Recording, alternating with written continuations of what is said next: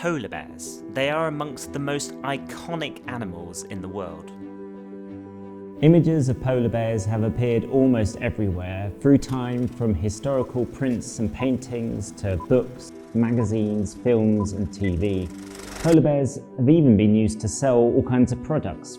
This is Polar Cola, made in Dundee in the 1960s. In recent decades, they've come to symbolise the environmental crisis. But the relationship between humans and polar bears goes back much further than this. Polar bears may live exclusively in Arctic environments, but their cultural impact extends far and wide. To learn more about the pervasive presence of polar bears in Western culture, you sometimes have to go to some unexpected places. Like Perth in Scotland. I'm Sam Shaw and I'm an art historian, so I'm primarily interested in representations of polar bears in paintings and prints. However, to get to the bottom of what really makes this animal so popular, I'm going to be talking to a range of experts in other fields as well. One of the first animals I filmed up north was the polar bear. I spent around about 400 or 500 days in their company. In the 19th century, images of the animals that were native to the Arctic became a really highly emotive subject matter. As well as being important scientific specimens, they are part of our social history. To unravel the intriguing image evolution of the polar bear, I'm going to focus on a particular period around the turn of the 20th century, when several objects and images related to polar bears entered Scottish collections. So I'm going to start by looking at a fascinating painting by the Scottish artist William Walls. Now, William Walls was a kind of classic animal painter. Amongst the many exotic animals that Walls painted were polar bears, and I'm interested in a particular painting that's here in the collection at Perth. So I'm going to be talking to the curator, Amy Fairley, to learn a little bit more about this painting. So Amy, we're standing in front of Walls's painting, and it's called The Bear's Courtship, Greenland. But am I right in thinking there's something slightly misleading about this title? You are indeed right. William Walls was an artist that, as far as we know, never actually visited Greenland. He observed these polar bears in a zoo in Amsterdam and then created this painting from his observations of them in captivity. So he spent his career painting non-Western animals, but actually he's very much a European artist painting animals in zoos. That's exactly it. Also, he was very friendly with T.H. Gillespie, who went on to found Edinburgh Zoo in 1913 and created a number of illustrations for a book that Gillespie wrote. So in fact, I have that book with me right here, yes. So this is T.H. Gillespie's book Zoo Tales, with illustrations by William Walls, and polar bear right there on the front page. I suppose linked to what we were just saying, you could read this painting as him kind of faking it in a way, but actually what I think is it leads us into thinking about the history of zoos and thinking about the accessibility of polar bears in Europe. In the late 19th century, early 20th century, they're physically in places such as Scotland. Yeah. And I think, long before these polar bears became, synonymous with climate change, very little was known about them and what they looked like. And there's a sort of shift in polar bear imagery, isn't there? Because paintings by sort of Landseer and Riviera show the polar bear being either super ferocious or a really lonely figure in a kind of vast landscape. What I get from Walls is something a little bit different. It's almost a little bit of a kind of domesticated polar bear. It's sort of zooming in a little bit and thinking about how they actually behave. That's exactly it. A lot of the artists that were initially documenting and painting these bears, they were looking at the ferociousness, that kind of angry, high exotic, drama. yes, high drama bear, and the vastness of the environments in which they inhabited. Whereas Walls was looking at them in a different way. He was actually really interested, and it seems that he was fascinated by the way in which they behaved towards one another and interacted.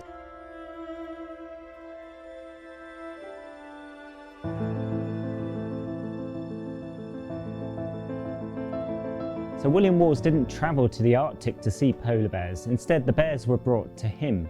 Zoos paid especially good money for animals that were hard to capture, like polar bears. He may also have been able to access dead animals in collections of skins and even skulls.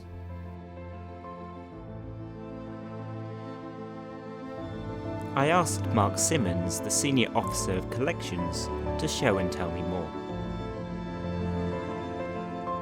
So we're looking at 3 skulls of polar bears. There's also some claws. They're part of the museum collections here in Perth, and they were brought here to Perth in the 1890s. And how did they get to Scotland? How did they get into this collection? So they were collected as scientific specimens, but to understand why we have polar bears from Greenland in Scotland, you have to understand about the whaling industry and its importance in Scotland at the time. There had been a number of ports along the east coast where whaling ships would have been heading into Greenland and Canada. Their primary target were indeed the whales and the seals for oil and blubber, but they were interested in killing and bringing back specimens, both for science but also as curiosities. And we have 2 adult skulls here, but we also have a cub. And am I right in thinking that cubs were often taken kind of captive to the zoos? Yes, the cubs would have been easier to manage, so they would have brought back the cubs live on board the ship and sold them onto zoos. And when you look at these, obviously you're looking at them as scientific specimens, but do you ever think about the individual animal? Yeah, I think there is a sad bit of history here, as well as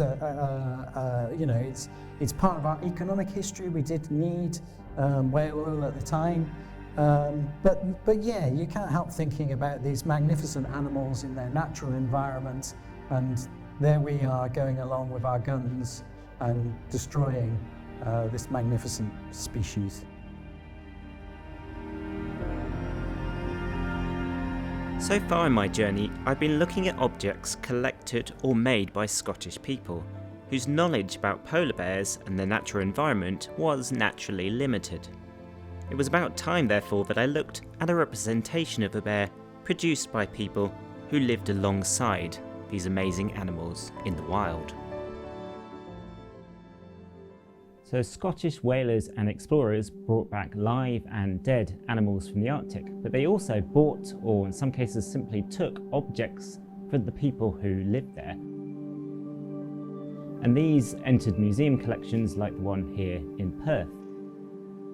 So this is a representation of a polar bear made by an Inuit sculptor in the 19th century, and it's been carved from the tusk of a walrus. Now, Western kind of cliches of the Arctic often represent it as an uninhabited space, a kind of vast, sublime wilderness, and this completely overlooks the deep relationship between local people and the animals there. I think these objects bring that relationship alive. This is a really unique piece with such a strong sense of character. The respect that Inuit had for polar bears didn't discourage them for hunting them, because of course polar bears had great practical use. They were important sources of meat, fat and fur. So what we have here are some children's slippers from Newfoundland, which are trimmed with polar bear fur, which was known for its warmth and durability. And of course, polar bears are made to live in this tough Arctic environment, so it makes sense that their fur would be very useful for objects such as these. For the final stop in my investigation, I headed to the Royal Scottish Geographical Society, just across from the Perth Museum, to take a look at the archives of a Scottish artist and explorer, William Byrne Murdoch, who visited the Arctic in the 1900s. During Murdoch's visit, he killed and captured many polar bears. However, he also drew and painted multiple pictures of them in their natural habitat. Before I delve into all that, however, I've enlisted the expertise of the award-winning filmmaker Doug Allan, who has spent years studying and filming polar bears, often alongside figures such as Sir David Attenborough. So as an art historian, I'm always looking at representations of animals, often seen by people who hadn't seen the animals in the wild, but I wanted to talk to somebody Scottish who'd been to the Arctic and has that expertise themselves of seeing animals in the wild. Well, you've come to the right man. I've been wildlife filming in the Arctic since 1988, and it's been my privilege to go up there almost every year since then, and to film the big animals, the polar bears, etc., and also to have a lot of experience of the Indigenous people who live up there, the Inuit. And the results of you being in the Arctic, these television documentaries that you've worked on, this is the way that people like me actually get to experience the Arctic. But an interest in the Arctic is probably growing these days because of climate change. Is there some aspect of the Arctic, though, that you think people don't understand, having not been there, but you'd like people to know more about? A lot of people don't put together just how intimately the ice and the polar bears' lives are connected together. And we know that if climate change carries on, then the polar bear, which at the moment there's about 25,000 polar bears around the whole Arctic, those numbers will come down, and there will be parts of the Arctic which are just, there's not enough ice in them for enough of the year for a polar bear to make a living.